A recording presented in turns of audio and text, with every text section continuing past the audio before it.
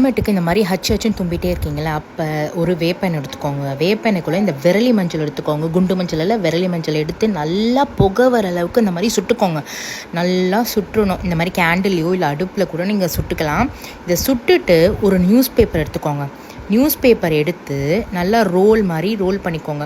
இந்த மாதிரி புகை வந்துருச்சா, நல்லா புகையணும். நல்லா இந்த நியூஸ் பேப்பர் உள்ள அடியில் வச்சுட்டு நீங்கள் அப்படியே டேரெக்டாக மூக்குக்கிட்ட வச்சு ஸ்மோக் பண்ணக்கூடாது. அடியில் வச்சுட்டு அந்த புகையை கொஞ்சம் தூரத்தில் வச்சு நீங்கள் அந்த புகையை நீங்கள் உள்ளே இழுத்தீங்கன்னா இந்த தும்பல் எல்லாம் சரியாகி சரியான ஸ்மூத்திங் ஆகிடும். தொண்டை வலி வரத்துக்கு முன்னாடி இதை செஞ்சுருங்க.